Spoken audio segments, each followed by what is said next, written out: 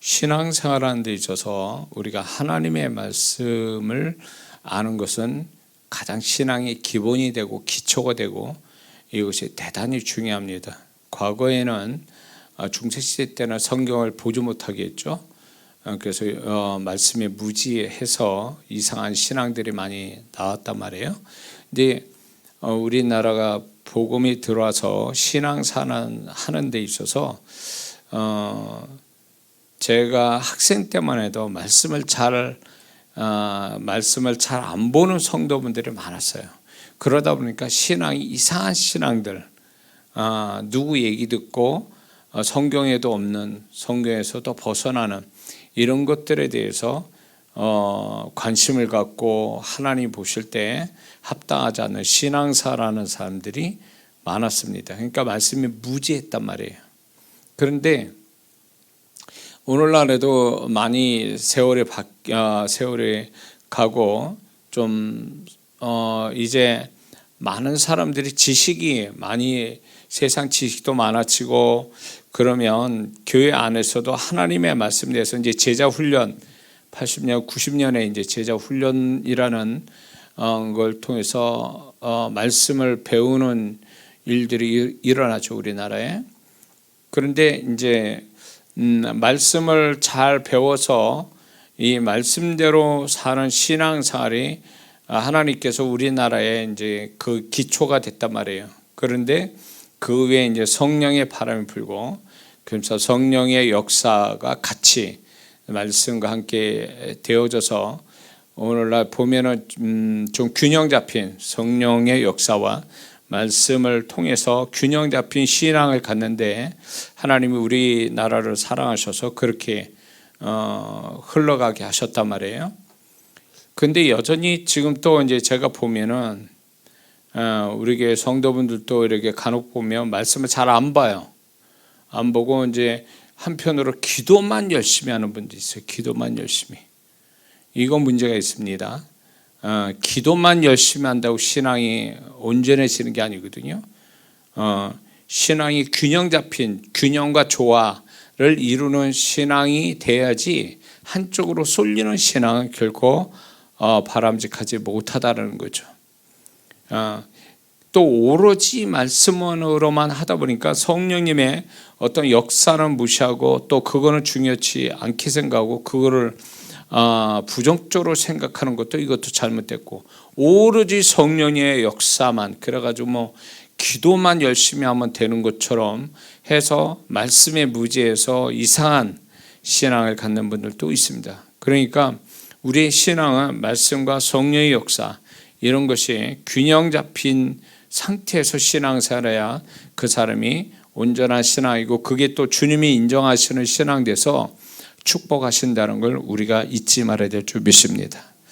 하나님의 말씀은 우리 신앙의 기본이 됩니다. 그래서 하나님 말씀을 보지 못하고 알지 못한다면 아주 치명적인 문제가 생깁니다. 이단에 빠지는 지금 고도의 이제 이단들이 말씀을 가지고 지네끼리 짜집게 해가지고 성경의 무지한 성도들을 향해서 이제 자기네들 완벽하게 자기들의 주장을 이렇게 완벽하게 성경으로 구약과 신약을 짝지어서 이렇게 하면서 그걸로 유혹을 하거든요. 그러니까 평소에 말씀이 없는 성도들, 그리고 말씀의 분별력이 떨어진 성도들은 이단에 그래서 쉽게 빠진 이유가 거기 있어요. 그러니까 이 창세기에 나타난 에덴 동산에 나타난 그 사단의 역사가 지금 또 진행되고 있다는 거죠. 분명히 하나님은 이 선악과를 다 먹되 선악과를 먹지 마라. 선악과를 먹는 나라 정령 죽는다라고 분명히 하나님 말씀 명쾌하게 얘기했는데 하와가 이 하나님의 음성을 들은 건 아담이에요. 그리고 그 후에 갈비뼈로 하와가 만들어졌잖아요. 그러니까 하와는 하나님께 직접 말씀을 들은 게 아니라 아담을 통해서 하나님 말씀을 들었단 말이에요. 그러다 보니까 한 달이 건너서 하나님 말씀 드리니까 하와는 하나님의 말씀에 대해서 조금 아담보다는 덜 이렇게 충격적으로 받아들이지 못했던 거죠. 그게 그러니까 성경 하나님의 말씀조차도 다 기억을 못해서 사단이 야 모든 열매를 먹지 말라더냐 그러면서 네가 이거 먹는 날 하나님같이 되리라 이러면서 말씀을 이상하게 이 하와가 유혹받을 수 있는 말씀으로 해석을 시키고 있는 거죠. 그러면서 하와는 이거로 먹는 날 죽을까 하노라 이렇게 얘기해요. 그러니까 말씀에 없는 얘기를 합니다. 이런 것들이 결국 하와가 말씀에 정확하게 알지 못하는 것이 결국 사단의 속임수에 넘어가서 인류의 사망을 가져오게 됐죠. 그러니까 이 근본적인 문제는 뭐냐면 그 짧은 하나님의 말씀도 제대로 이렇게 알지 못했던 하와가 사단이 그 말씀 가지고 장난질하는 거에 대해서 이거를 올바르게 딱 정확하게 말씀을 댔으면 끝나는 건데 하와는 그렇지 못했다. 하나님의 말씀을 정확하게 알지 못한 것이 결국 사단의 게임에 넘어가고 그러니까 사단의 그 소리를 듣다 보니까 어떻게 됐습니까? 선악과가 보암직하고 먹음직스럽고 탐스럽게 할 만한 지혜롭게 할 만한 그런 어떤 나무로 보이기 시작한 거죠. 이게 이단이 쓰는 방법이에요. 얘네들이 성경을 다 아는 것처럼 얘기하지만 교묘하게 얘네들의 말씀을 자기들의 어떤 원하는 바로서 그거로 성경을 짜집게 하는 거죠. 그러니까 이게 정상적인 게 아니거든. 그런 어떤 말씀의 흐름에 아주 성경적인 정확한 말씀의 그 흐름이 아니라 자기들의 교묘하게 사단이 쓰는 방법처럼 자기들의 주장을 만들기 위해서 성경을 이용하고 있는 거죠. 그것도 모르고 성경이 무지하니까 거기에 다 넘어가는 거죠. 오늘날 또 그렇게 진행되고 있습니다. 그래서 우리는 하나님의 말씀, 제가 부탁을 드리는데 우리 성도분들이 매일 성경을 제가 이제 교회에서 공급하지 않습니까? 매일 성경 그 큐티. 그런데 그 큐티를 지금 이제 구약에 뭐 느헤미야, 에스라 뭐 이러면서 구약을 좀 약간 낯선 데를 우리가 이제 배우고 있는데 그런 거에 대해서 그냥 매일 성경을 이렇게 보지 않고 말씀 속에서 주님이 자기를 향해서 어떤 말씀을 하신지를 찾는데 이걸 열심으로 하지 않고 성경을 빼놓고 얘기한다면 주님 찾게 자기 삶 속에 함께 계신 주님을 얘기하는 건 좋은데 이게 말씀 속에서 주님을 경험하는 것, 주님이 자기를 향해서 이 말씀 속에서 자기를 향하여서 무슨 말씀하고 이 말씀 전체가 하나님이 뭘 얘기하고 계신지를 아는 것이 대단히 중요하거든요.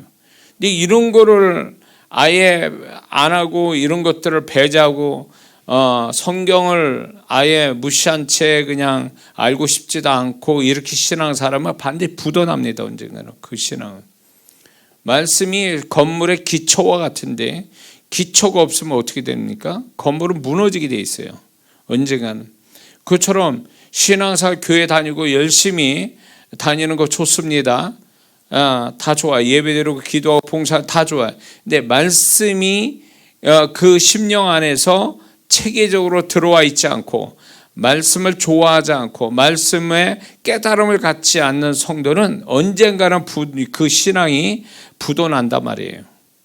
그래서 그러지 않기 위해서 매일 성경을 통해서 말씀을 차근차근 이렇게 해설면도 있잖아요. 그 해설면도 보면서 말씀을 이해하고 또 깨달아지고 믿고 그 믿는 말씀에 순종하게 이런 재미가 있어야 되는데 이걸 지겨워한다, 공부한다는 생각 가지고 대하니까 말씀을 이렇게 안 보는 성도분들이 있어요. 우리 주우신 성도들 중에. 그래서 제가 이 부분에 대해서 그렇지 않기를 부탁을 드립니다. 목사의 설교만 가지고 살 수는 없잖아요. 그러니까 말씀을 평소에 우리가 가까이 대해서 그 말씀 속에서 자기를 향하신 하나님의 뜻, 또 깨달음, 이런 것들은 좀 발견하는 즐거움, 이런 걸 갖지 않으면 그 신앙은 언젠가는 그 신앙을 말씀으로 방어하지 못하고 살아계신 주님과 소통하지 않으면 언제든지 그 신앙은 자빠질 수 있다, 넘어질 수 있다라는 걸 제가 말씀을 드리니까 우리 주우심 성도분들은 매일 성경을 제가 그래서 이제 하다못해 이제 매일 성경 정리까지 해서 녹음시켜서 주지 않습니까? 근데 그것조차도 안 듣는 성도들이 있다라는 거예요. 안타깝게. 그럼 어쩌자는 거예요? 성경을 안 배우겠다는 얘기예요? 뭐요? 제발 그러지 않았으면 좋겠습니다. 그래서 구역장님은 확인을 꼭 하셔야 돼. 구역원들이 정말 이게 매일 성경 정리한 걸 들었는지 매일 성경을 하고 있는지 좀 확인했으면 좋겠어요. 예.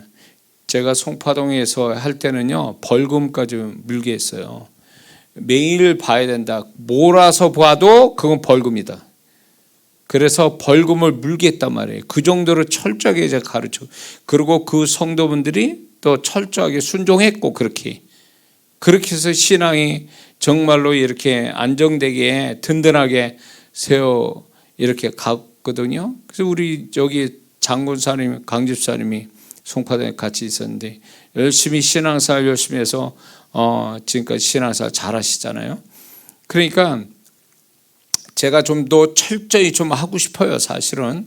근데 이제 잘할 거라고 믿고 이제 이렇게 구역장님한테 맡겨놓으니까 이제 구역장님들이 이제 너무 신사적으로 하다 보니까 성도분들 아예 뭐 대충 뭐 안 보고 안 하고 이렇게 하는 것 같아서 이제 제가 이 시간을 빌어서 좀 책망을 하는 거니까 잘 들으세요. 우리 주우심 성도들 특히 좀 더 말씀을 가까이 해야 됩니다. 그래서 말씀으로 지혜로운 영혼이 돼야지 말씀이 없으면 무지한 영혼이 돼요. 무지한 영혼. 자, 그래서 우리에게는 하나님 말씀이 필요한데 하나님 말씀이 왜 필요하고 중요하냐면 히브리서 4장 12절에 하나님의 말씀은 살았고 활력이 있어 좌우의 날선 어떤 것보다 예리하여 혼과 영과 및 관절과 골수를 찔러 쪼개기까지 하며 또 마음의 생각과 뜻을 판단하신다고 말씀하고 있습니다. 그러므로 우리가 세상 학문이 아무리 고상하고 깊이 있다 할지라도 하나님 말씀을 따라가지 못한다는 거죠. 우리는 그 하나님 말씀을 통해서 아주 잘게 우리 자신들을 보게 하고 또 우리를 분해하고 그리고 또 그 말씀이 우리를 온전하게 조립시켜 주시는 그 말씀이란 말이에요. 그러니까 세상에 가장 지혜의 말씀은 하나님 말씀인 거죠. 그런 말씀인 걸 우리가 멀리 한다면 크리스찬으로서 이미 자기 정체성을 버리는 것과 똑같단 말이에요. 그리고 또 디모데후서 3장 16절에 17절을 보면 모든 성경은 하나님의 감동으로 된 것으로, 그러니까 성령께서 이 말씀이 인간의 어떤 생각에서 나온 게 아니라는 거예요. 하나님의 어떤 마음에서 흘러나온 거다라는 뜻이 이렇게 표현되는 거예요.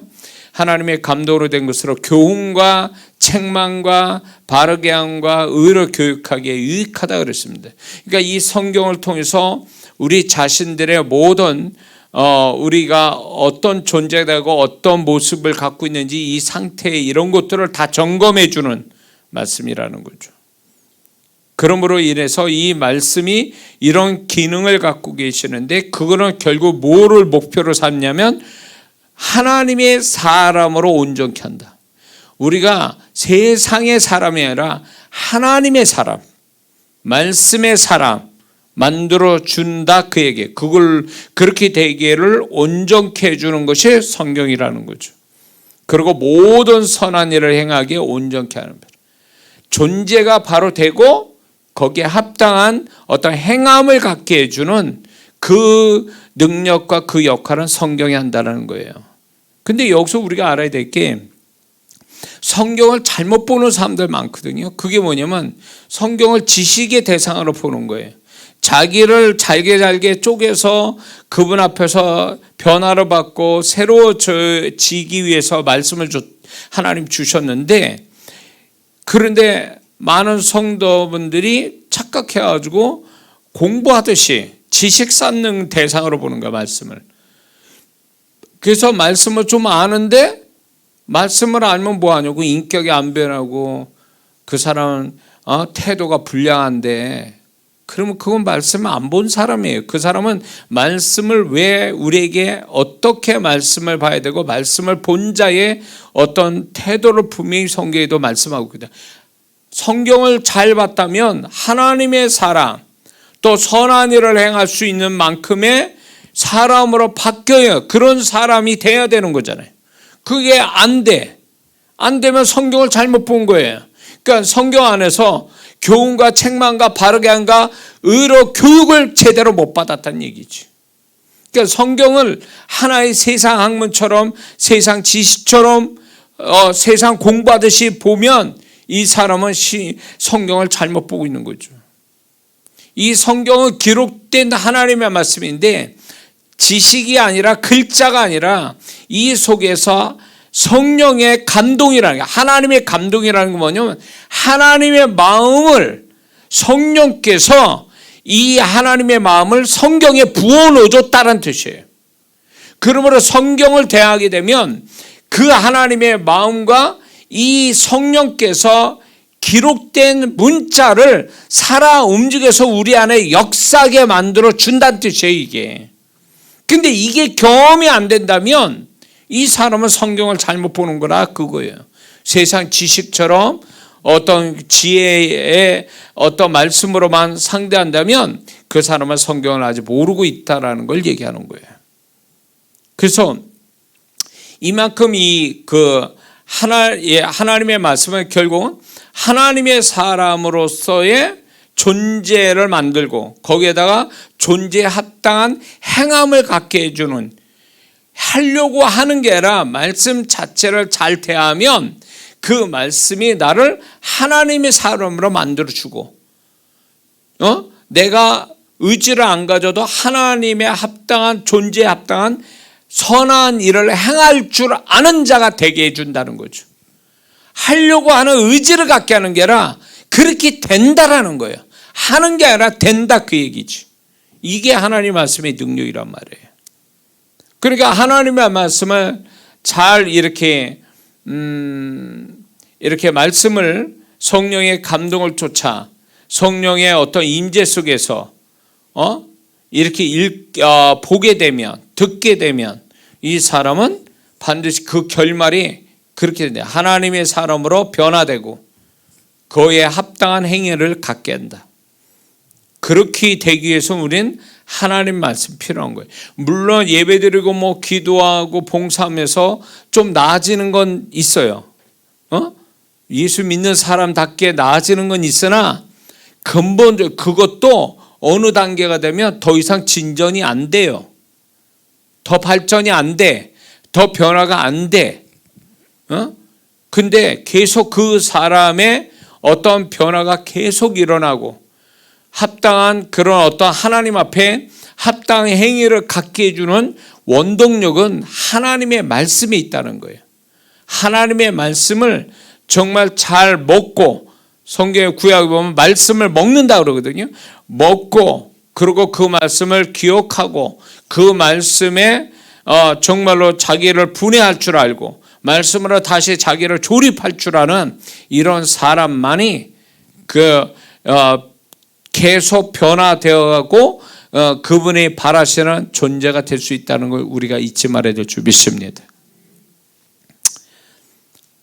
그런데 오늘날 우리 사람들의 심령이 어떠하냐면, 지금 우리가 살아가는 이 세상의 사람들의 심령을 디모데후서 3장 1절에서 4절까지에 제가 자주 이 말씀을 전하는데, 오늘날 사람들의 심령이 뭐냐? 내가 이것을 알라 말세 고통한다 이러니 사람들은 자기를 사랑하며 돈을 사랑하며 자랑하며 교만하며 비방하며 부모를 거역하며 감사치 아니하며 거룩하지 아니하며 무정하며 원통함 풀지 아니하며 모함하며 절제하지 못하며 사나우며 선한 것을 좋아하지 아니하며 배반하여 팔며 조급하며 자만하며 쾌락을 사랑하기를 하나님 사랑보다 더한다 그랬어요.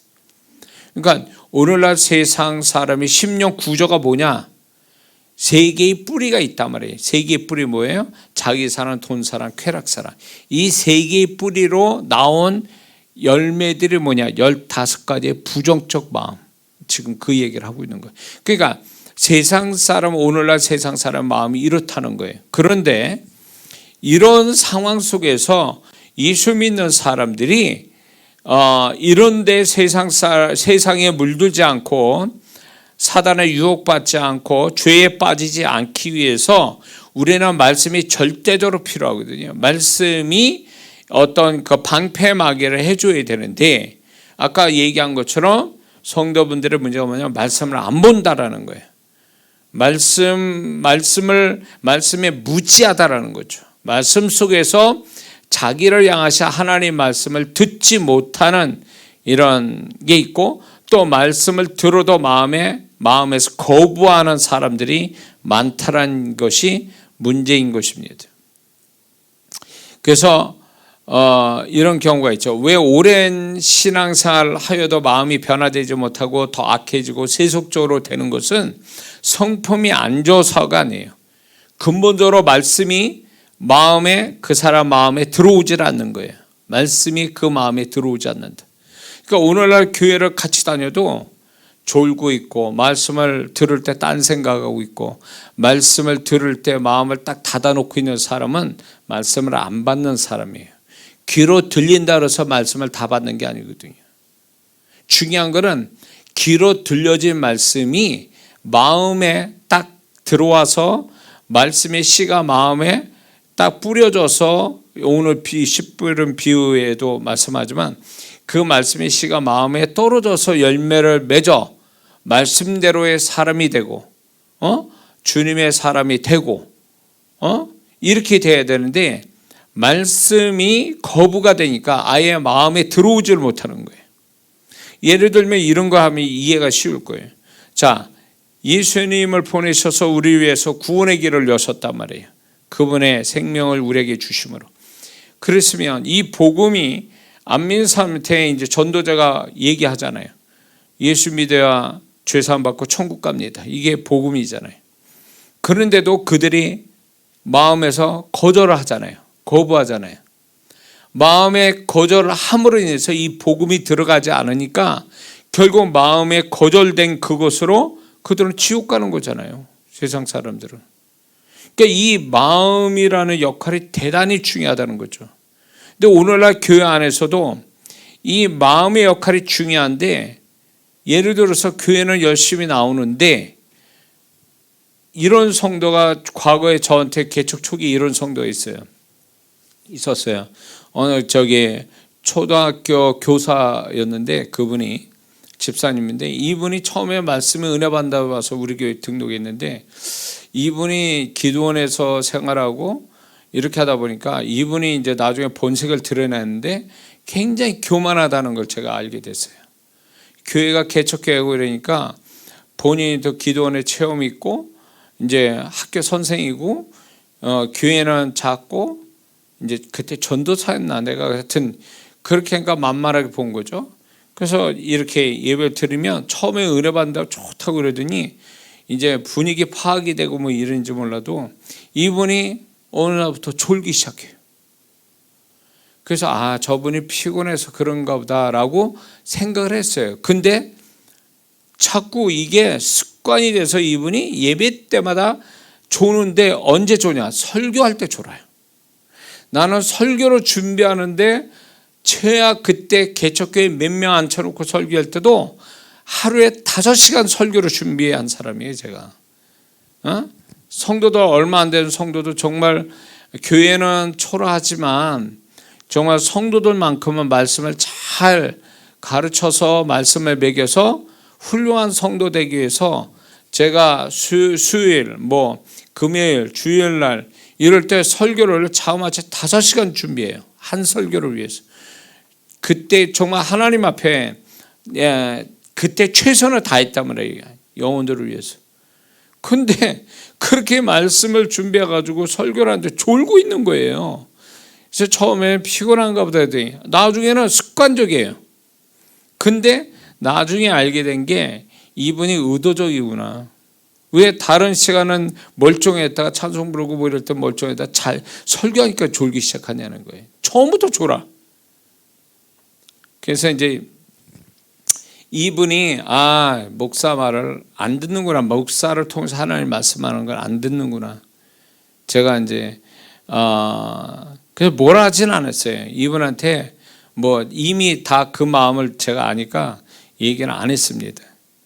근데 이분이 이런 식이다 보니까 이게 안 되겠다. 그러니까 이분만 조는 게 아니라 옆 사람도 졸더라고요. 희한하게 전염이 돼가지고. 그래서 처음에는 죽기도 했어요. 막 이분 막 죽기. 분명히 이게 사단이 역사하는 거다. 그래서 죽기도 막 이렇게 했거든요. 그때뿐이에요. 그래서 말씀을 안 들으니까 이게 또 전염이 돼서 다른 분들도 막 졸고 이러니까 이 귀신 역사다 그래가지고 제가 이제 기도를 하고 이러는데 나중에는 하나님께 제가 딱 부러지게 하나님께 기도했어요. 하나님, 저 성도가 우리 교회 성도는 말씀 듣고 은혜 받고 변화되게 해주시고 그렇지 않으면 교회를 나가게 해주세요 그랬어요. 나가게 해달라고 그랬어요. 예, 그 설교만이 아니라 이분이 왜 자꾸 설교를 안 들려고 그러냐면 자기가 이제 나중에 알고 보니까 성도분들 얼마 돼 있지 않는 성도분들을 뒤에 가서 딴소리를 자꾸 하는 거예요. 예배 끝나고 나면 전화상으로 또 아니면 그 현장에서. 나는 몰랐죠. 근데 나중에 알게 됐거든요. 딴소리를 자꾸 하는 거예요. 그러니까 자기 영적 체험이나 자기가 아는 뭐 말씀을 가지고 또 얘기한다거나. 그러니까 이제 그게 이제 제가 목사였을 땐가 뭐 하여튼 자꾸 그런 얘기를 하길래 하나님께 이제 기도했죠. 교회에서 변화 받던가 나가게 하던가. 3개월 했는데 3개월 딱 될 때에 주일날 이 양반이 딱 오더니 이제 목사님 제가 상담할 게 있습니다 그랬는데 딱 직감이 오더라고요. 그래서 아니야 달라. 목사님 이제 교회 그만 다니겠습니다 이러더라고요.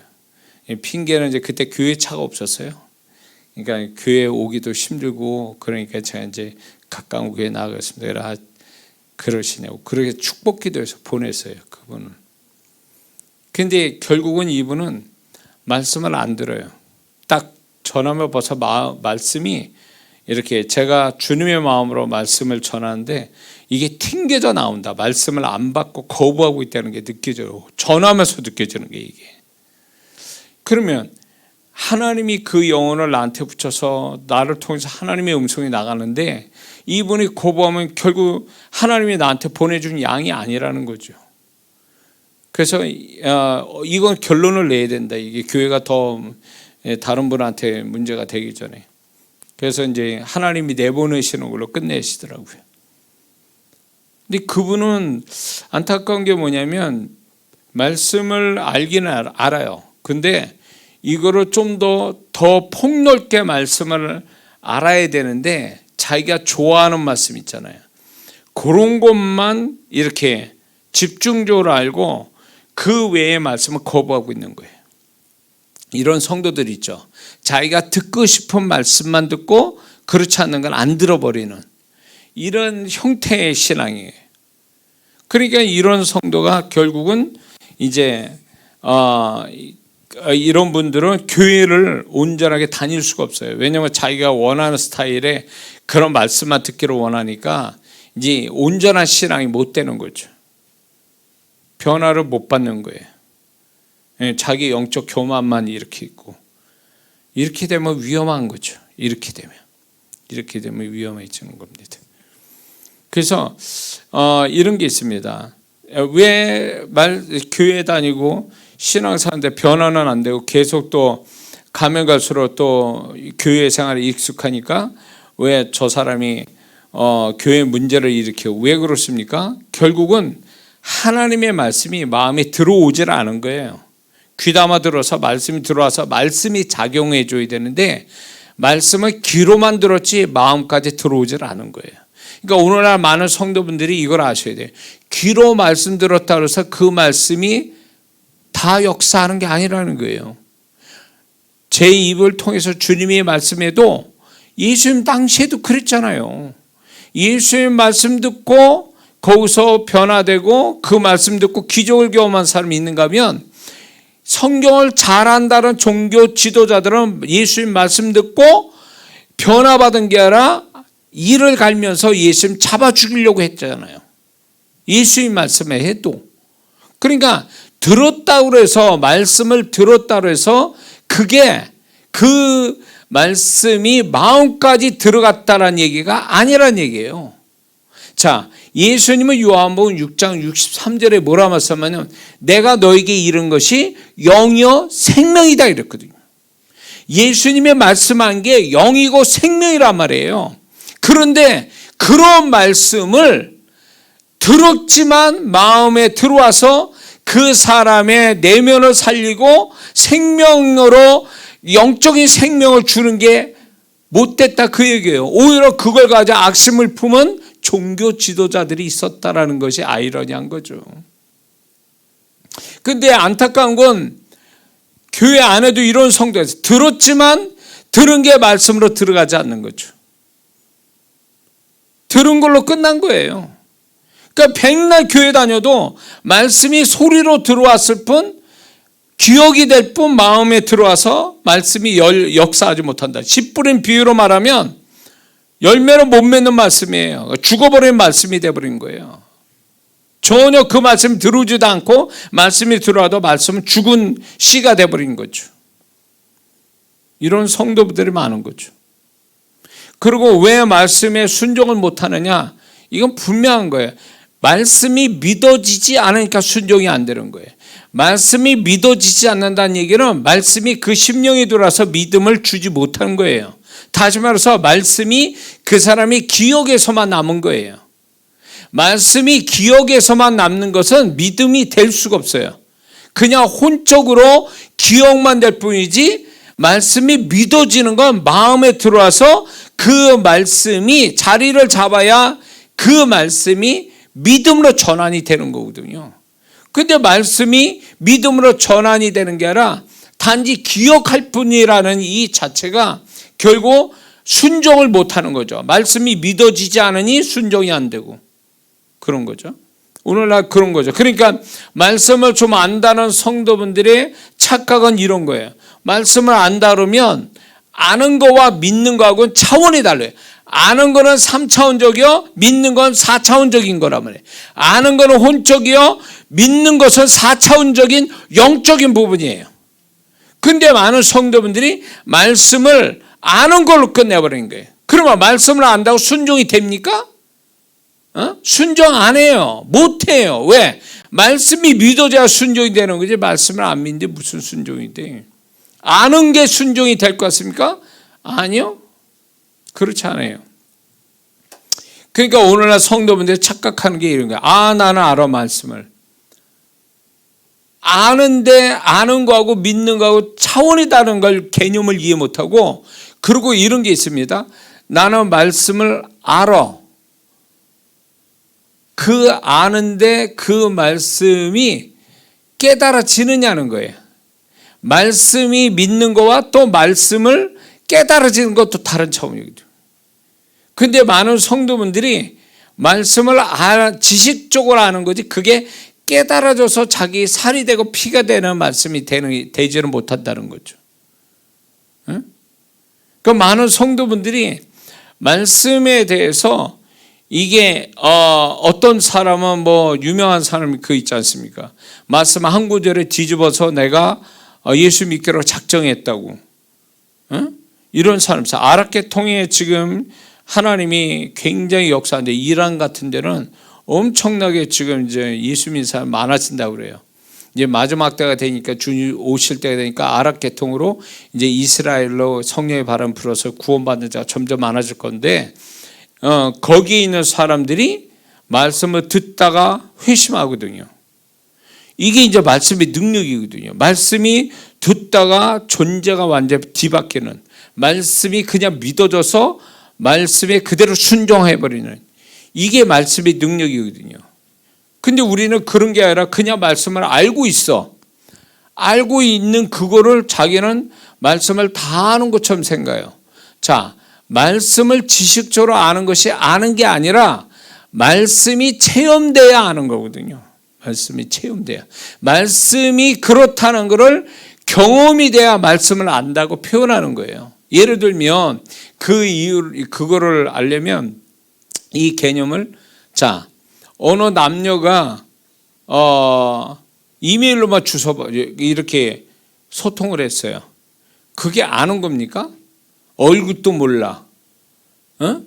그 얼굴도 모르는 상태에서 글로만 주고받는다고 그 사람을 아는 거냐고. 남녀 사이가 청춘 남녀가 얼굴을 보며 목소리 들어보고 느낌을 받아야 이게 아는 거지. 그냥 메일 주소로 메일로만 받았다고 해서 그 사람은 아는 건 아니잖아요. 그러니까 우리가 하나님 말씀을 지식적으로 알아서 아는 게 아니에요. 말씀이 정말 맞구나를 실제로 경험돼야 그게 진짜 그 사람이 말씀을 아는 자라는 거예요. 우리는 그런데 많은 성도들이 착각하는 게 지식적으로 아는 걸 안다라고 표현하거든요. 그건 잘못된 표현인 거죠. 이런 게 있습니다. 어떤 성도는 신앙생활 시작한 지 얼마 안 됐는데 하나님 말씀을 순종을 너무 잘해. 말씀대로 상황이 안 돼도 말씀대로 순종을 하는 이거는 뭘 의미하는 거냐. 이런 게 있습니다. 오래된 성도들은 오히려 말씀에 순종을 더 못해. 안 해. 이제 신앙생활 시작한 지 얼마 안 된 성도가 말씀 그대로 믿고 그대로 순종합니다. 이 차이가 뭘까요? 처음 믿었지만 그 말씀이 심령 안에 순전하게 그냥 다 들어간 거예요. 마음이 순전하니까, 하나님 앞에 순전하니까 그 말씀이 막힘없이, 그 마음에서 막힘없이 말씀이 들어가니까 역사가 일어나는 거죠. 변화가 일어나고 순종도 되고 막 이런 거. 근데 이제 문제는 뭐냐면 오래된 성도들이 문제는 뭐냐면 말씀을 좀 안다라는 거야. 안다라고 하는 지식적으로 안다고 하니까 이것이 자신에게 어떤 걸림돌이 되고 방해가 되고 착각을 일으키는 거예요. 교만을 가져오고. 그러니까 말씀에 순종이 안 되는 거예요. 순전한 마음으로 말씀을 받아서 그 말씀대로 순종 나오는 게 아니라 이 마음이 순전하지 못한 거죠.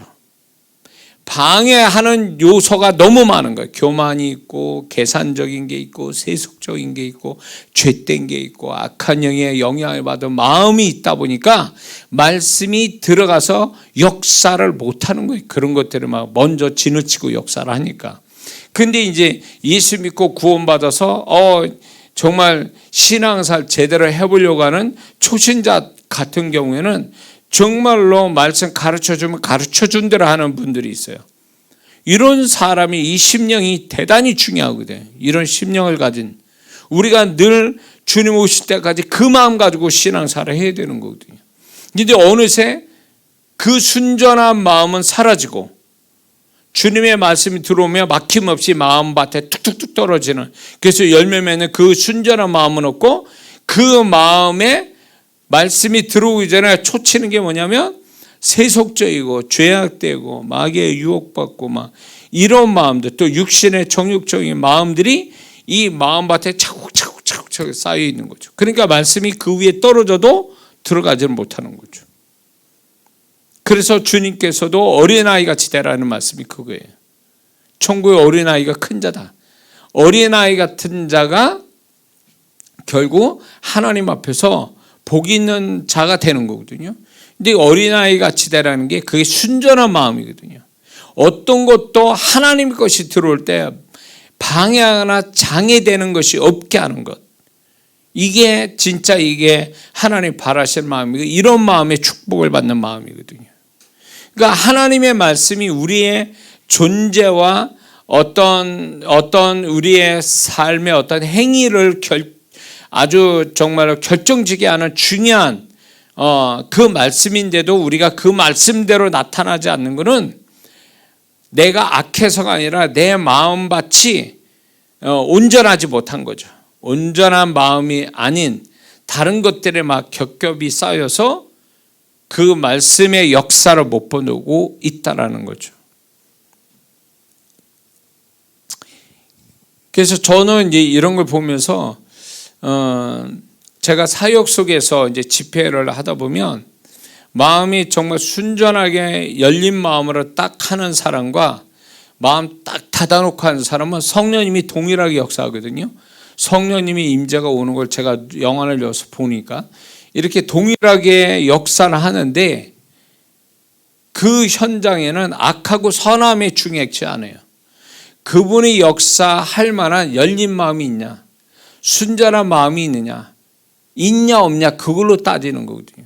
그분이 역사할 때는 제가 봐도 마음에 걸림이 없는 완전히 오픈된 마음을 딱 가진 사람에게서 성령님이 거침없이 역사하는 걸 늘상 보고, 그러니까 이제 그렇게 마음을 닫아놓은 성도들이 안타까워서 이제 저를 신뢰하게 만들고 또 제가 그 성도들을 또 이렇게 이해시키고 설득시키는 이 작업을 집회 가운데 늘 하거든요. 그래서 마음을 열게, 마음을 닫아놓으면 주님 또 어떻게 할 수 없어요. 그 영혼을 예수 안 믿겠다는데 어떻게 할 거예요? 그런 거 똑같은 원리예요. 이게 하나님의 좋은 거 다르면 마음을 열고 사모하고 받아들여야 역사가 오는 거지. 그러니까 복음서에 나타난 기적을 경험한 사람들이 그런 사람들이에요. 순전한 마음으로 주님이면 다 된다, 주님이 해결자다, 그런 오로지 그 하나의 마음, 그 마음 가지고 주님을 옷자락도 붙잡고 소리쳐 주님을 발걸음을 멈추게 하고, 그래서 역사를 본 거잖아요. 그러니까 오늘날 이런 신앙이, 이런 마음 자세가 중요하다는 거죠. 자, 예수님이 당시에 수만 명이 예수님을 따라다녔다고 그랬어요. 왜 그들은 역사가 안 일어났을까? 그거는요, 그들은 마음이 이미 그분의 열린 어떤 사모한 마음이 아니라 호기심 내지는 어떤 목적에 어떤 마음에 온전치 못한 마음을 가졌기 때문에 주님이 옆에 있어도 역사는 안 한 거예요. 그러니까 마음 자세가 어떠냐가 대단히 중요하다는 걸 우리는 알고 있어야 됩니다. 자, 주님께서 두세 사람 모인 곳에 나도 그들 중에 있느니라. 그분이 우리 예배 가운데 주의 이름 부른 곳에 그분이 계신다음을 믿는다면 그분이 나에게 말씀하시고 역사하실 거를 정말 순전하게 믿어야 되는데, 믿고 예배를 드리는 성도가 얼마나 될까요? 그렇지 않으니까 그 말씀을 아예 믿지도 않고 그냥 시간 됐으니까 왔어, 들었어, 이러는데 무슨 역사가 거기서 오냐고. 말씀이 없는데, 말씀 또 없고 그분에 대한 사모함 또 열린 마음이 없는데 무슨 역사가 오겠냐고. 그게 형식 치르고 가는 거예요. 종교의식 치르고. 그건 억울한 일이지. 억울한 일이에요. 그러니까 제가 이제 서두에 이제 예배 드리기 전에 제가 간단하게 얘기하는 것도 그런 거거든요. 우리가 그냥 때 되니까 와서 예배 드리고 가버린다, 이러면 하나님은 알아서 어떻게 하시겠지. 물론 어쩌면 참석한 그거에 의의를 둔다면 하나님도 그런 거에 조그만 은혜는 주실지는 모르지만 이 하나님이 정말 크게 역사를 주시는 사람은 절대 못 된다는 거죠. 왜냐하면 마음이 열려져서 그분이 바라시는 마음을 가져야 그때부터 역사가 시작되는 건데, 마음이 이미 닫혀버리고 그냥 몸만 와서 왔다 가는데 무슨 거기에 무슨 그분의 손길이 있겠냐, 그 얘기지.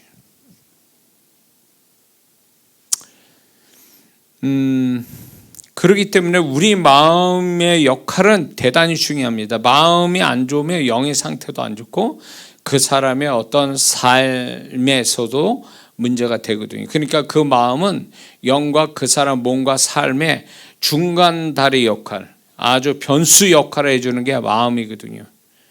그래서 우리가 어떤 마음 자세를 어떻게 갖느냐가 우리한테는 대단히 중요합니다. 이거 마음 자세가.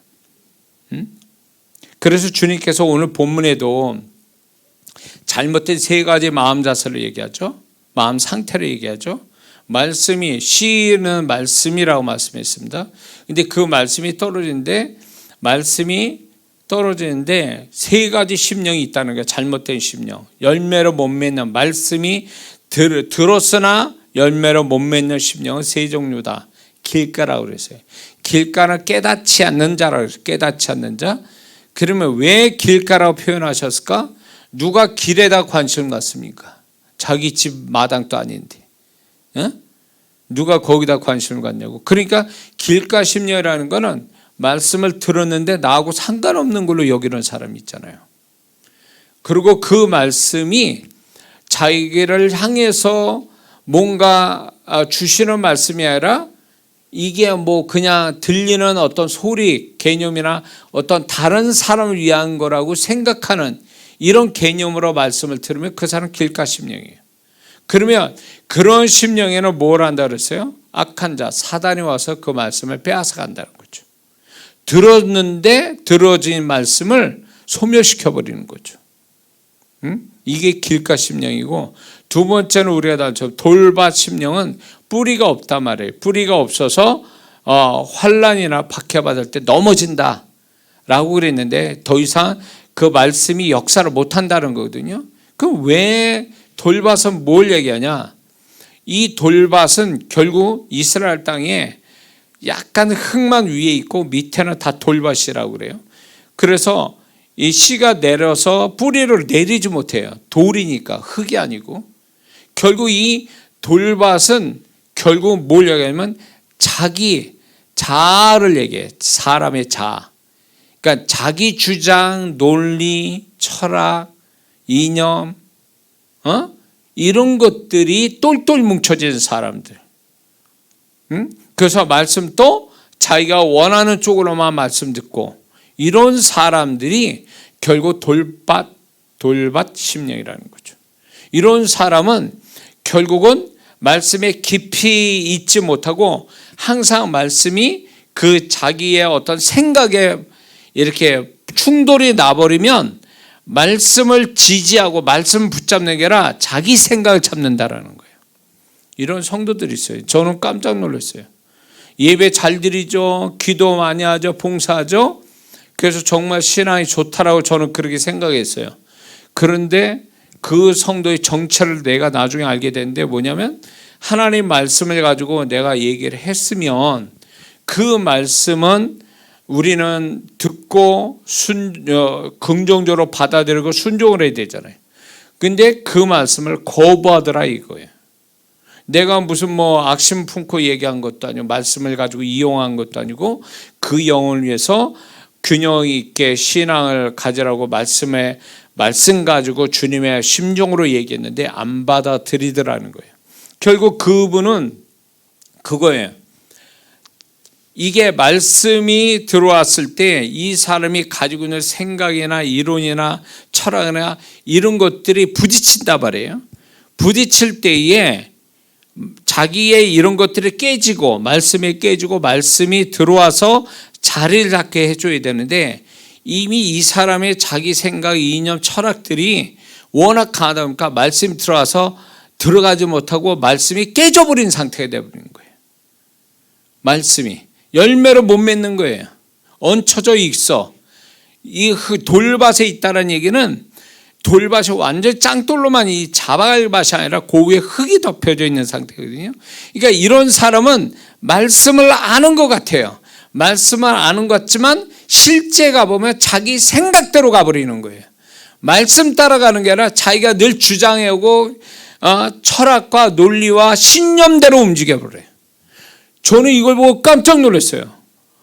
그렇게 열심히 내가 말씀 가르치고 몇 년씩이나 기도해주고 성경 공부시키고 이랬는데 결국은 그래서 예배도 잘 드리고 봉사도 하고 다 했는데 나중에 알고 보니까 자기 생각대로 가더라는 거예요. 그동안 내가 가르치고 말씀을 반복해서 강조하고 말씀 가르치는 게 아무 소용이 없는 거예요.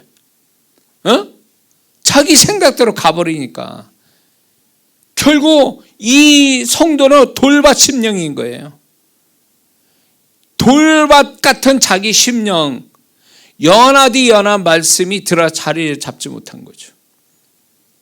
그러니까 이런 것이 충돌이 나면 결국 자기 생각대로 흘러가버리는 이런 사람은 돌밭 심령이에요.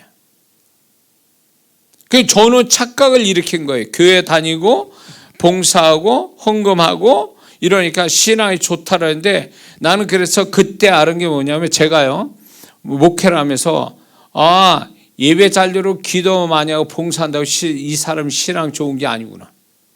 나는 겉모습을 보고 이분이 신앙 좋을 거라고 생각했는데 기준을 잘못 잡은 거죠. 제가 심령에 뭐가 있냐는 거예요. 말씀이 있느냐는 거예요. 말씀이 없이 교회만 다니면서 성도들한테 칭찬받는다고 그 사람이 신앙 좋은 게 아니라는 거예요. 결국 주님이냐 나냐, 말씀이냐 나냐 라고 할 때 자기를 선택하면 이 사람은 돌바 심령인 거예요. 또 하나의 심령은 뭐냐? 가시덤불이죠. 가시덤불은 세상 염려, 재리의 유혹, 또 다른 누가 보면 이래요. 향락, 세상 것 좋아하는, 그 다음에 기타 욕심, 이런 것들이 가시덤불의 심령인데 이런 사람은 말씀이 그 안에 들어서 열매를 못 맺는다는 거죠. 왜냐하면 그런 것들이 소위 말하면 돌밭은 말씀이 들어오면 돌밭은 이미 기존되어 있는 이 말씀에 이게 부딪혀서 들어가지 못하는 거라면 이 가시덤불은 들어갔지만 그 위에 말씀이 열매 맺게 그 위에서 작용하는 거죠. 그러니까 제가 이제 어느 성도는 늘 걱정이 많아.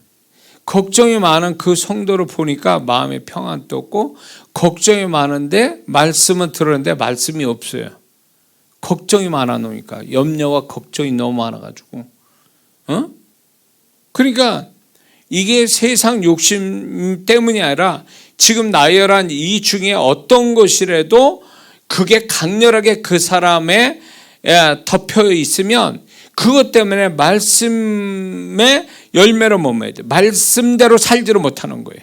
말씀이 힘이 되고 말씀이 능력되고 말씀에 순종해서 기적을 봐야 되는데 마음에 이런 것들이 쫙 깔려 있는 거예요. 어떤 성도는 돈 욕심 때문에 어떤 것은 또 세상의 유혹 때문에 그 마음을 자리 잡고 있으니까 말씀을 들은 건 들은 거예요. 그런데 이미 마음 안에는 쓰잘데없는 그 것들이 돌밭 내지는 가시덤불들이 이미 자리를 잡고 역사를 하고 있으니까 이런 성도들은 나중에 분명히 말씀을 안 들은 것처럼 되어버릴 확률이 100%예요. 이거는. 그래서 마음을 순전하게 갖는다는 거 이게 대단히 중요한 얘기예요. 말씀이 들어올 때 말씀에 방해나 장애가 없는 상태를 갖는다는 거. 그러니까 이런 것뿐만 아니라 이런 거죠. 다른 어떤 건 뭐냐? 원망, 부정적 심령들 있죠. 원망, 분노, 미움 이런 마음들이 잔뜩 있는 사람은 말씀이 그 안에 역사할 수가 없어요. 그런 마음들이 말씀이 들어와서 자리를 못 잡게 만들어요. 그런 것들이 소위 말하면 그게 가라지요 논의 피와 같은 것들이에요.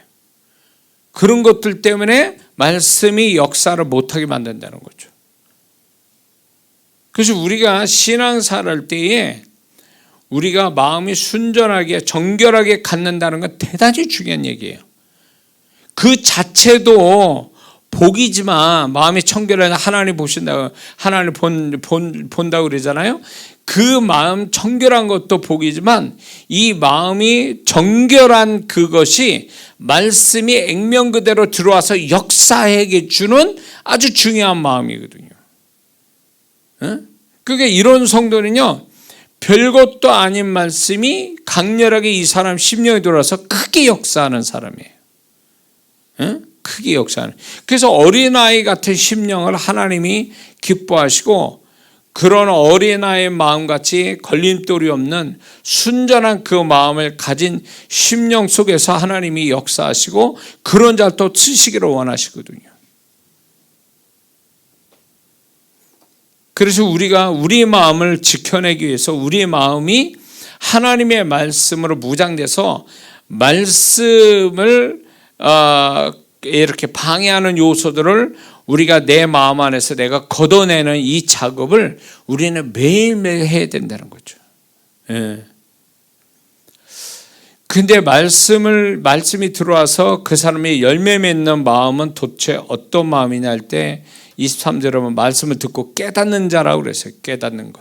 이 깨닫는다는 게 마음에서 일어나는 거거든요. 그냥 그렇구나가 아니라 이 말씀이 막 정말로 뭐랄까 좀 불이 번쩍하는 것 같은 무지한 데서 좀 뭔가 지혜로워지는 어두운 밤에서 불이 켜지는 이런 깨닫는 마음을 가진 자가 이제 결국은 말씀의 열매를 맺는다. 그리고 누가복음 8장 25절을 보면 착하고 좋은 마음을 가져야 말씀의 열매를 맺는다는데, 착하고 좋은 마음이 뭐냐? 원어적으로 보니까 이런 뜻이에요. 좋은 목적을 가진 것에 대하여 적극적이고 긍정적으로 수용하는 마음, 그리고 좋은 목적을 위해서는 어떤 것도 포기할 줄 아는 마음, 이 두 가지 마음이 착하고 좋은 마음이라고 원어적으로 해석하고 있습니다. 그러니까 이게 맞아라는 그런 어떤 그것이 된다면 그걸 적극적으로 수용하는 마음, 긍정적으로 수용하는 마음, 그리고 그 마음의 플러스 뭐냐면 이걸 위해서 나는 어떤 거 버려도 되고 포기해도 좋아라는 그 마음을 동시에 갖는다는 거죠. 이게 착하고 좋은 마음이라는 거예요. 그래서 말씀을 들었을 때 그래, 이 말씀 맞아, 나도 이렇게 살아야지, 이렇게 살기 위해서는 내가 이런 것도 버리고 이런 것도 포기하고 살아야 되겠지 라고 이렇게 결단하는, 이게 착하고 좋은 마음이라. 이런 마음을 가진 자는 그 말씀의 풍성한 열매를 30배, 60배, 100배로 마음속에서 그 말씀이 열매를 맺는다 라고 할 때, 마음 안에서 30배, 20배, 100배의 열매를 맺는다는 건 마음에서 끝나지 않고 그게 현실로 드러난다는 거죠. 현실로 그게 그 말씀의 30배, 20배로 믿어지는 말씀이, 그 말씀이 열매를 믿어진 말씀이 결국은 그 사람의 삶을 그런 기적을 가져오게 한다는 거죠.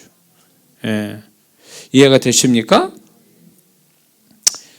그리고 누가복음 8장 25절에 결국 그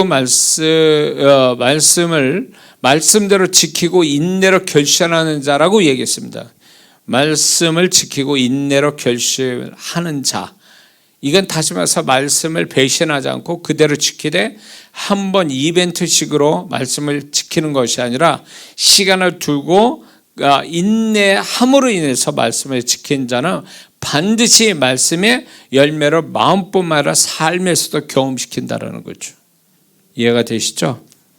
그래서 마음이라는 역할이, 말씀을 우리가 내 안에서 역사를 해서, 자 보세요, 순교자들, 어린아이부터 이제 그 선교사로부터 순교당하는 사람들이, 그 사람들이 자기 생명을 기꺼이 자기를 알지 못하는 이방 족속에 의해서 칼 맞으면 또 충 맞아 죽든, 아니면 정말로 그 박해받아서 어떤 고난을 받아서 죽든 간에 순교할 수 있는 마음이 감정적이라고 생각됩니까? 순간의 감정으로 그 순교가 될 것 같습니까? 아니요. 이 순교자들은요, 특별한 천국에서도 특별 대우를 받는다고 그러는데, 순교자들은요, 어떤 사람이 순교자가 되냐면 말씀이 철저하게 마음에서 믿어져서 자신이 그 말씀에서 생명을 버려도 좋다라는 그 상태까지 가야 순교가 되는 거예요. 그러니까 순교의 영광을 얻는 사람은요, 주를 위해서 생명을 버렸다는 것보다, 주를 위해서 생명을 버렸다는 것보다 더 중요한 의미가 뭐냐면, 순교할 만큼 그 순교자의 마음속에 말씀이 강렬하게 생명을 버릴 만큼 말씀을 붙잡았다는 뜻이에요. 말씀이 그 안에 살아 역사하고 있다는 뜻이에요.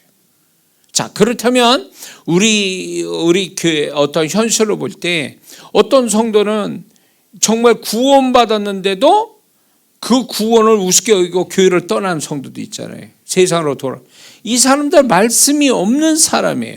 구원을 받았다 해도 끝까지 구원을 지킬 만한 말씀이 마음에 없다라는 증거예요, 이게.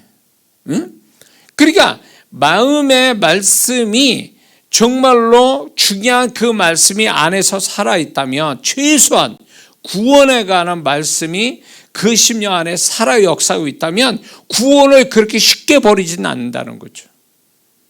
구원에 관한 말씀이 없어 놓으니까 구원이 별거 아닌 것처럼 생각하고 세상으로 돌아가는 거죠.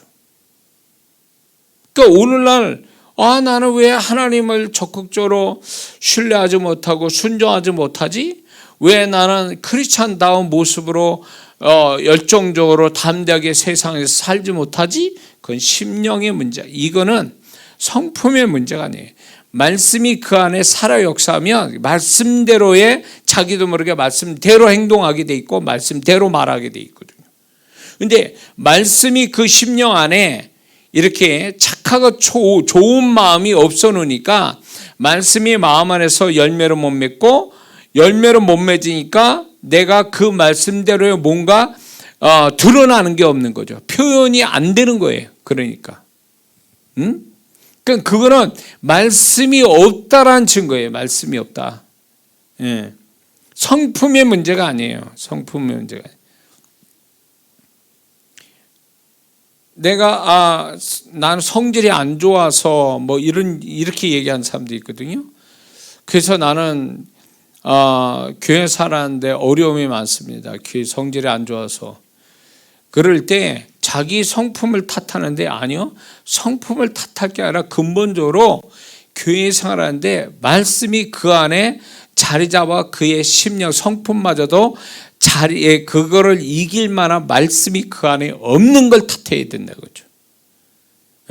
자기 성품보다 못하다는 거예요. 말씀이 그 정도로 능력이 없다는 얘기예요. 그러니까 우리는 착각하는 게 뭐냐면, 신앙생활의 기본이 되고 기초가 되고 능력이 되고 핵심이 되고 이런 게 말씀이 우리 안에 얼마나 있느냐 없느냐, 이게 중요한 변수 역할을 하는데, 말씀이 없는 걸 탓하는 게 아니라 내가 성격이 안 좋아서, 죄가 많아서, 시간이 없어서, 돈이 없어서 이러면서 거기다 핑계를 댑니다. 이거는 잘못 알고 있는 거예요. 그게 문제가 아니에요. 그것 때문에 뭘 하고 못하고가 아니라 하나님 앞에 진짜 못하는 건 하나님의 말씀이 그 심령 안에 살아 역사하는 심령이 없기 때문에 그런 거예요. 응? 길가 같고 돌밭 같고 가시덤불 같은 심령의 열매가 말씀이 없는데 무슨 그 말씀 붙들고 어떻게 하냐 말이에요. 말씀이 자체가 없는데 이미 세 가지로 벌써 이미 말씀이 안에 없게 돼 있는데 뭘 그걸 탓해야지 그거를. 응?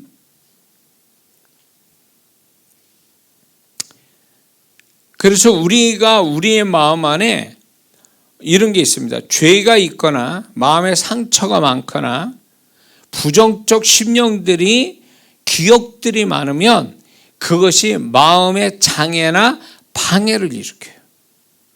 그래서 우리가 회개를 늘 해야 되고 상처를 치유받고, 그리고 우리의 마음을 고쳐먹는 이런 것들이 긍정적으로 마음을 바꾸는 이 일은 대단히 중요해요. 왜? 이 자체가 중요한 게 아니라 이걸 걷어내야 하나님의 말씀이 쉽게 내 안에 들어와서 역사해 주기 때문에 그런 거예요. 그러니까 이게 설령 마음속에 내가 돌밭이고 길가고 막 이렇게 가시덤불 같은 마음이라도 말씀을 정말로 제대로 들어서 말씀이 내 안에 역사하기를 간절히 사모한다면 그 말씀의 파괴력으로 내 안에 이런 것도 다 없애버리거든요. 한 예로 제가 제 경험을 얘기하자면, 저희 집안이 우리 부모님이 남의 돈 쓰는 걸 아주 가볍게 생각하셨어요.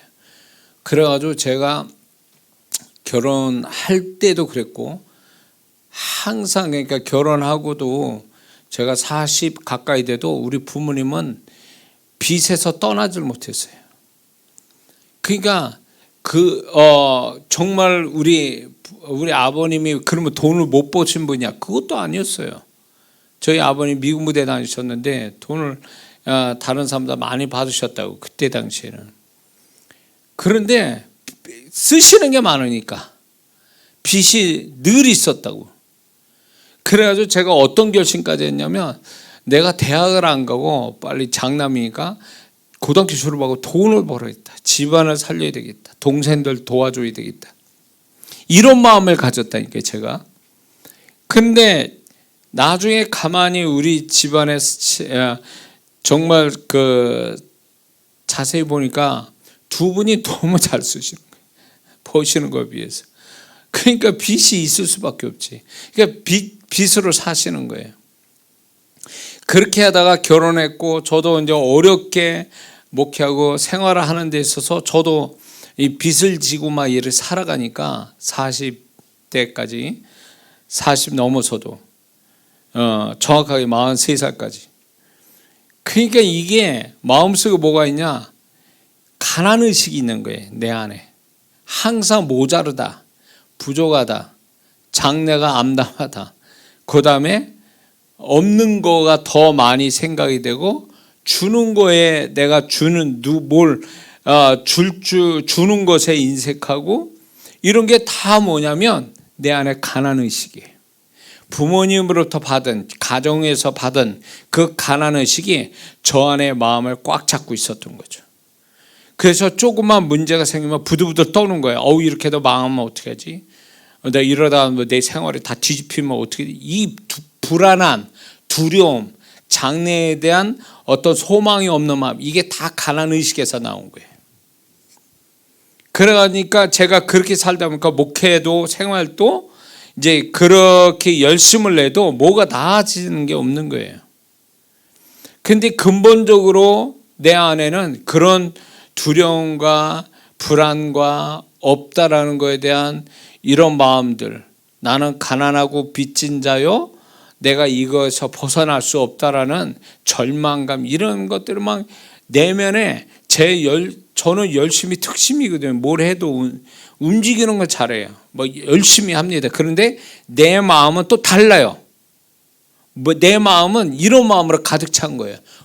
부모님부터 본 게 그렇고 내가 살아온 게 다 전부 다 아주 밑바닥 정말 어렵게 힘들게 살아왔으니까 그런 거에 대해서 막 이런 마음을 가질 때 안 되는 거예요. 뭘 해도 열매가 없고 그게 반복이 되니까 이렇게 저렇게 해도 결과는 없고 수고해도 어떤 열매가 없으니까 그러면 그렇지 뭐 이런 생각을 갖는 거예요, 제가.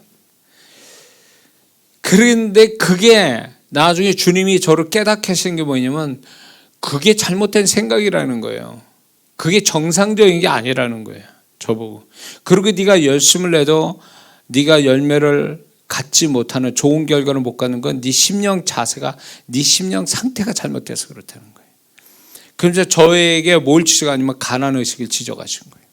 너 그래가지고 너 부유함을 못 가져. 너 그렇게 되면 넌 평생 가난하게 살 거야, 네 부모처럼. 그런 걸 제가 이제 깨달아지니까 이걸 어떻게 하면 좋을까라고 하다가 방법을 찾은 게 뭔지 아세요? 성경 안에 부욕해 하는 말씀을 붙잡기 시작했어요. 부욕에 대한 사람들을 찾아서 그 말씀이 내 안에서 자리를 잡아서 그 말씀이 역사할 때까지 그걸 계속 암송하고 그 말씀을 계속 내가 설교하고 그 말씀을 내가 붙잡았거든요. 그리고 거기에 관련된 형통, 거기에 관련된 책들을 죄다 사다가 읽기 시작했어요. 그러면서 내가 외부적으로 뭐 돈을 어디서 가져오고 누구 좋은 나를 도울 사람 찾는 게 아니라 내가 인생이 바뀌려면 내 마음부터 바뀌어야 된다는 게 내가 그때 생각을 하나님 주신 생각인 것 같아요. 그게 지금 뒤돌아봐도 그게 맞았던 거죠. 그래가지고 내 마음을 바꾸는 것부터 시작했어요. 그래가지고 이제 가난의식이 있으면 뭐가 아니면 또 부정적으로 생각을 많이 한다는 거예요, 사람이. 그러니까 저를 분석을 한 거죠. 심지어는 제가 목회가 왜 이렇게 안 될까 그래가지고요, 설교한 그 설교집 있지 않습니까? 제가 설교한 적어놓은 걸 그거를 노트로 막 두꺼운 노트를 4-5권 되는 거를 그거를 기도원에 가서 다시 다 읽어봤어요. 설교를 보면서 내가 뭐가 문제인지를 찾아보기 위해서 설교를 다 읽었다니까. 제가 그 많은 설교를 3박 4일 동안 엄청 다 읽은 거예요. 읽었을 때 제가 결론 낸 건 뭐냐면 내가 너무 부정적이구나. 너무 내가 어떤 소망적인, 그리고 부욕해 하시는 가난을 대속하시는 부욕해 하신 주님을 바라보지 못하고 나는 자꾸 내 과거와 또 지금 벌어지는 거에 너무 내가 집중돼 있었구나. 그게 깨달아지는 거예요. 안 되겠다. 그래서 그 긍정적으로 바꿔야 되겠다라고 생각한 게 이제 제가 조인규 목사님 그 설교를 미친 듯이 듣기 시작했어요. 우리 여동생이 그 교회를 다녔으니까. 그래 다 가져와라 그랬더니 사과박스, 진짜 거짓말해서 사과박스 하나 가져왔어요. 그걸 듣고 또 듣고 그래가지고 나를 바꿔야 되겠다. 내 안에 가난의식이 떠나가고. 조인규 목사님이 자주 하는 말이 뭡니까? 꿈을 가져라 그러잖아요. 나는 꿈을 가질 수 없어. 가난의식에 가진 자는요 꿈이 없어요. 왜냐하면 장래를 생각을 못해요. 지금 당장도 힘들어 죽겠는데 무슨 장래를 생각해. 근데 조인규 목사님은 꿈을 가졌는데 그 꿈을 갖게 되는 그 내면에 뭘 갖게 되냐면 그 좋으신 하나님을 바라보는 거. 그게 그렇게 되려면 마음이 부여의식이 있어야 돼. 그래서 그 말씀 붙들고 막 진짜 내 마음을 바꾸는 그러니까 땅을 기경하듯이 마음을 바꾸기 시작했어요. 그래서 성경 안에 부욕해 하는 말씀, 이런 거, 형통케 하는 거, 이걸 진짜 아직도 지금 가지고 있거든요. 그거를 매일매일 입에 거품이 날 정도로 읽고 또 읽고 그거 가지고 기도하고 그런 세월을 1년 좀 넘어갔죠. 그러고 나니까 내 심령이 뒤집어지니까 보는 관점이 달라지는 거예요. 말하는 게 달라지고. 그러면서 역사가 오기 시작하는 거예요. 그게 나에게만 역사하는 게 아니라 내가 상대하고 내가 집회하는 영혼들에게도 그게 흘러가기 시작하는 거예요. 그렇게 해서 하나님이 내 마음이 바뀌니까 내가 성경 지식이 있고 다 하는데도 내 마음 하나 바꾸지 못한 거예요. 그 마음을 바꾸지 못하니까 마음이 바뀌지 않는 게 현실을 못 바꾸는 거예요. 마음 그대로의 현실만 있는 거예요. 가난하니까 가난의식이 있으니까 현실도 가난하고, 안 되는 마음 가지고 있으니까 안 되는 현실만 있고, 모자라는 마음을 늘 가지고 있으니까 없다 모자르다 그러니까 현실을 계속 또 그게 현실 반영이 돼가지고 맨날 없고 부족하고 막 이렇게 돼버리니까 결국은 이거는 내 마음에서 출발이 됐고 내 마음에서 고치지 않으면 내 현실을 안 바뀌겠구나라는 이 어떤 위기의식을 제가 갖게 된 거예요.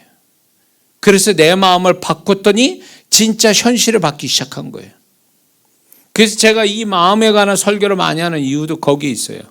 우리 마음이 어떠한가를 바꾸면 그게 마음에서 끝나지 않고 그게 현실로 내가 가지고 있는 현실을 드러난다는 거예요. 그만큼 마음이 중요하다는 거예요. 근데 그 마음을 바꾸는 거를 저는 말씀을 통해서 바꾼 거예요. 말씀을. 그리고 이제 이 형통케 하는, 정말 절망 가운데 형통케 되어지는 사람의 간증 내지는 그들이 붙잡고 있는 말씀, 이런 거를 저도 붙잡은 거죠. 그래서 말씀이 실상이 되게 하신 거예요. 그래서 제가 이것이 제 사역의 핵심이거든요. 그렇게 해서 많은 사람들이 저와 같이 또 형통하는 일들이 벌어졌고요. 지금 또 그 일이 일어나고 있잖아요. 우리 교회에서. 홈페이지에 간증 보면 그런 분들이 나타나잖아요. 그게 그냥이 아니에요. 제가 그런 과정을 겪어서 하나님이 그렇게 만들어 주신 거를 제가 경험된 그거를 확신과 믿음을 가지고 얘기하니까 하나님이 또 형통케 할 자를 또 그렇게 하게 하시는 거죠. 그렇기 때문에 이게 마음에서 출발이 된 거예요. 마음에서 출발이 된 거예요. 그러니까 마음이 이게 자기 마음을 이렇게 분석하고 이 마음을 하나님이 바라시는 마음을 못 가지면 말씀이 들어오지도 못하고, 말씀이 들어와야 말씀대로의 내 마음이 되고 그것이 내 현실을 만드는데 그게 안 된다는 얘기예요. 그래서 아까도 얘기했지만 말씀이 그렇게 마음 안에서 역사하려면 마음이 청결해야 된다. 정결해져야 돼요. 어떤 걸림돌이 없는 방해나 장애물이 없게 해줘야 돼요.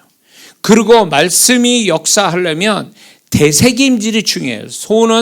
소가 되새김질하듯이 되새김을 해야 돼. 그거 뭐냐? 반복해서 깊이 생각하라는 거죠. 반복하고 깊이 생각하는 거. 이게 말씀을 그런 식으로 돼야 된다는 거예요. 우리는 많은 말씀을요 이렇게 듣고 흘려버리거든요. 그렇게 해서 그 말씀이 마음 들어와서 역사를 못한다는 거예요. 그 말씀을 깊게 보는 거, 반복해서 보는 거, 그게 말씀이 우리 안에서 열매를 맺게 하는 비결이라는 거죠. 그리고 하나님의 말씀은 소리로 들어야 마음에 말씀이 들어와서 자리 잡기에 딱 좋다는 거예요. 우리는 눈으로만 하나님 말씀을 대하니까, 눈으로 들으니까 마음밭에 떨어지는 게 아니라 머릿속에 들어와서 기억으로 남는 거예요. 말씀은 소리로 들어서 그 소리가 마음속에 들어와서 역사를 한다는 거예요. 마음속에 들어와서. 그러니까 소리로 들어야 돼. 소리. 말씀은 소리로 들어야 돼. 그래서 제가 그때 당시에 막 내 심령을 뒤집는 작업할 때 이걸 소리로 말씀 듣는 걸 훈련을 굉장히 많이 했어요. 제가 소리로 들어서 마음에 새기는. 그래서 제가 한번 그 방법을 알려줬을걸요. 자주 했을 거예요. 말씀이 들어오면은 마음에 그 말씀이 내 마음 안에 자리 잡기 위해서 눈을 감고 그 말씀을, 들려진 말씀을 찍어내는 거예요. 이렇게 글자 찍듯이 이미지로 만드는 거예요. 그걸 동시에 들으면 들은 대로 이렇게. 그래서 말씀이 강렬하게 내 안에 자리 잡게 만드는 이 훈련을 오랫동안 했어요. 제가. 그러니까 하나님이 역사를 하시더라고요. 그러니까 내가 변하니까 내 안에서 말씀으로 내 마음이 바뀌니까 그게 말씀이 내 마음 안에서 머무는 게 아니라 그게 나도 모르게 말이 나오고 그것대로 생각하고 그것대로 행동하게 되더라, 그 얘기예요. 그러다 보니까 이게 나에게만 역사하는 게 아니라 흘러가더라 이거예요. 성도들에게. 성도분들이 그래서 역사가 또 오는 거예요. 이렇게. 신기하더라고. 그걸 보면서 지금까지 그 역사는 진행되고 있고. 그러니까 여러분들의 마음 상태를 잘 살펴야 돼요. 모든 건 거기서부터 출발이 됩니다. 그래서 마음 상태가 돌밭이나 길가나 가시덤불 마음이 되지 않게 하는 것 대단히 중요해요. 정결한 마음, 이렇게 말씀이 들어올 때 막힘이 없는 마음, 깨끗한 마음, 이것이 대단히 중요해요. 이것이. 그럴 때 우리는 마음속에 말씀이 들어와 자리 잡으면 그것이 결국은 복된 마음이 되고, 복된 마음은 복된 현실을 만들어낸다는 거 잊지 말고, 우리는 마음속에 말씀이 늘 있는 우리 모두가 되기를 주의 이름으로 축원합니다. 기도합니다.